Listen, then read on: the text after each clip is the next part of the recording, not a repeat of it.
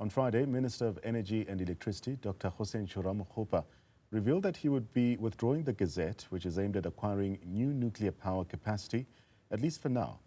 He's asserted that despite this choice, nuclear is the future and that discussions regarding it would resume at a later date. Now, this action was taken in response to the considerable legal challenges which have been raised by the Southern African Faith Communities Environment Institute as well as Earthlife Afrika Johannesburg. Let's take this conversation further as we're joined by Francesca de Gasparis, who's Executive Director at the Institute. Francesca, a pleasure to have you on the program this evening. Firstly, could you explain the main legal grounds of which your organization, as well as Earthlife Africa, challenged this procurement of new nuclear power? And how important is public participation in such a decision? Thanks so much and good evening. Well, you know, Earthlife and SAFCEI took the government to court over its previous nuclear deal, and that was declared illegal and unconstitutional in 2017. So we've been watching this issue for some time, and procurement of such costly, such big ticket items, it could be at least 330 million rand. And when you lock in something like that, it can have huge implications, not just in terms of spend by government, but also the cost of electricity for all of us. So when we started looking at it and we saw that there was a conditional concurrence by NERSA, this means that they didn't agree fully with the Department of Mineral and Energy Resources back in 2021. And in fact, it took the department 2 years to reach concurrence with NERSA. And we have been writing to NERSA during that time and saying that's a long time. This process does need public scrutiny. It's very important. And NERSA's conditionality included things like further establishing rationality behind the need for a new nuclear build, as well as things such as the public participation process. This should have been part of, when you do a plan of a project like this, that should have been part of this next step. And then NERSA also said that we needed an engineering and procurement construction contract to procure new nuclear energy. And that was not part of the DMRE's approach with its determination. So those are some of the grounds. We felt that this procurement process was substantively unfair. And as you heard yesterday, the minister has agreed with us, which is really great news. So with Minister Ramokgopa's decision to indeed pause the nuclear procurement plan, what do you see as the immediate implications for South Africa's energy strategy? And how does this delay then impact your organization's goals? Well, I think it's a little bit more than a pause. I think the minister felt he had to still be quite bullish around nuclear energy.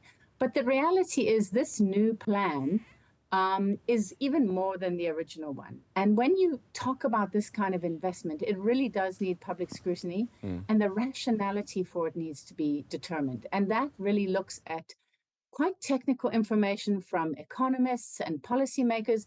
And what we need to see is the rationality for it. Why does South Africa need this kind of energy system? And how is it going to benefit us? And that we're not seeing at the moment. So we think the minister is actually going to have to go back much further than just a pause. When we look at the IRP 2019, the Integrated Resource Plan from then, this nuclear power, this amount was included at a pace and scale the country can afford. Now, Treasury has not agreed. We heard also from the minister, I think it was last weekend, the Treasury has not agreed with the cost. So there's some internal wrangling, and I think the minister has been very upfront with us and fair. He's bringing us along the process that they're going through in the government, and that's a marked change from what we saw before. So we're welcoming the approach of the government. We do believe, though, once the facts are out there, we will see a different decision.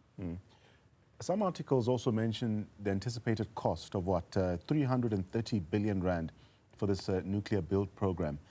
Can you provide some context on why this cost is also a significant concern for your organization and how it affects the feasibility of nuclear energy? Well, the reality about nuclear energy is that its costs are going up. It takes over a decade to install. So it's not going to benefit us in any way in terms of our current energy crisis. It's also hugely expensive. When you listen to amounts of that caliber, you realize that the kinds of debts that it would incur when we already have Eskom dealing with a huge debt. So how are we going to service that? Well, it gets passed on to the consumer. That's how it happens. We're seeing that right now with Eskom. So we need to take this very seriously. If we're going to make a huge investment, then it needs to actually not mean that our electricity prices are going to be even more unaffordable. What our big concern as civil society is that we already have such terrible energy poverty in South Africa. It's really affecting the development of our country. So we need to look long and hard at the energy systems that we procure, because they have a real impact on people, on daily life. But what specific improvements in maybe transparency and accountability is your institute advocating for in the public participation process? And how can these be effectively implemented? Yeah, well, I mean, that goes down to things like when government makes a decision around energy, we need to see the true cost, not a weighted cost or something because government has other priorities. It needs to be integrated. So there's something called the Integrated Energy Plan. We actually were also part of a court case last year with the Green Connection, which compelled the government to use its own planning legislation. The Integrated Energy Plan is part of the Energy Act. It's Section 6. And what it says is you need to look at things like climate change, things like the development needs of the country, affordability, and not look at energy sectors separately. You need to bring them together and compare them fairly against each other. And as soon as you start doing that, the costs of renewable energy have been going down year on year on year, and the costs of nuclear energy have been going up. So it's no longer a competitive energy system. And as I said, it's going to pass on a huge cost onto consumers.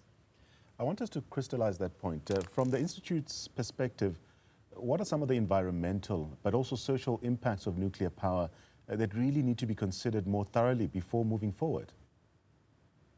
Yeah, I mean, look, nuclear energy is a complicated energy source. We are arguing in the court on procedural grounds, also on the rationality of actually going with this energy system when there's so many other more affordable ones. But it also has huge impacts for future generations. The waste, radioactive waste, is extremely toxic. If it's not well monitored with a strong defense in depth system, it can leak out, and that can be extremely damaging to humans and the environment. It's also very, very costly to contain. I know the communities up in Northern Cape at Valputs, where a lot of the nuclear waste is being contained, are very unhappy about it. It was put there during apartheid, and no proper consultation was done. So, you know, nuclear waste is incredibly difficult to deal with. It's environmentally very unfriendly and obviously also very risky. If we look at the war in Ukraine, how that nuclear power station there is being used as a weapon of war, we think that nuclear energy has got too many risks and threats for human safety, and it shouldn't be an energy system that we're looking at now or in future. It just isn't cost effective, and it has all those other negative aspects to it. And it's not that Africa can't handle nuclear. You know, you sometimes hear these funny things. That's not the case at all. I think this is a global phenomenon, and we need to look at this as something that we look at very seriously. We know there's highly skilled people in South Africa, so that's not it. We're talking about it in terms of the fact that nuclear energy is really something from the 20th century, and now we've got new options, and we should be making better energy choices. Looking back at the minister's remarks, Ramokgopa has also indicated that nuclear energy will be revisited in the future, possibly. How does your organization then propose to engage with this issue moving forward, but also to ensure that all concerns are addressed? Yeah, I mean, we want to continue to engage robustly. We're very pleased that the minister is open to the highest level of public scrutiny, and we intend to hold government, as we would with any member of parliament representing people living in South Africa, to the highest level. We do believe that it's very important that we engage on these issues and look at it substantively. But in light of the legal challenges, but also delays with the nuclear power, some argue, What alternative energy solutions does your institute support? And how do these alternatives align with South Africa's energy needs, but also the climate goals that the country has set? Yeah, I would say that it's absolutely clear that renewable energy, it was stalled for a long time under the previous administration. The time is now for renewable energy. It's also not a perfectly clean energy system, but it's far more affordable, very quick to install, and it's practical. It allows us to have decentralized energy systems. It reaches energy poverty. People can make money off renewable energy if once they're able to put it back onto the grid. And you do have other options in terms of storage now. This idea that we need energy systems like nuclear and coal, they're being phased out. And by the time, in 10 years' time, when we would finally have that very, very expensive piece of nuclear power, technology is going to have changed battery systems. We've also got other ways of storing, so we don't need that kind of energy system anymore, which is really phenomenal. I mean, it's actually a really good news story for South Africa. I think we have a really bright development future when we make the right energy decisions. But when also trying to understand the position of your institute quite carefully, how does SAFCEI then plan to use this opportunity for extended public participation, if you will, to influence the energy debate? And what role can the public also play in really shaping the future energy mix? Well, I think it's all about choice. So I think these things should be accessible. I don't think that nuclear energy or any of the other energy systems should be something that all of us should be able to speak about. It's not that you have to know the science, you don't. It's really about what's affordable, what I can do for my home, for my small business, and it should be part of all of our decision making. So we like to really democratize decision making, make it as transparent as possible. I hope that this sort of issue will be more in the news. So it's not just left to government. We should all be part of decision-making processes, and SAFCEI will continue to follow it, and so will Earthlife Africa.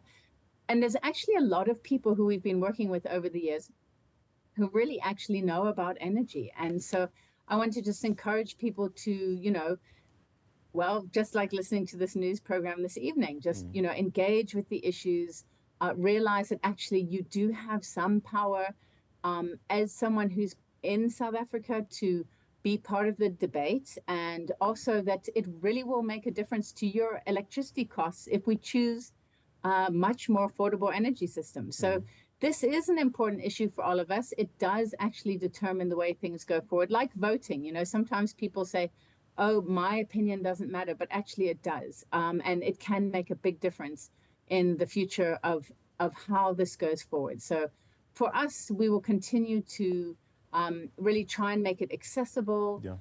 We will engage with government and continue to engage with communities, especially those most affected. I think from our perspective, in terms of energy and climate justice, this is really about making sure that energy is affordable, accessible, and that everyone has a right to have energy to live well, be safe, have health and education. So it's one of the building blocks of our society. Thank you so much for your time, Francesca de Gasparis, really sharing your insights on the recent developments regarding South Africa's nuclear energy plans.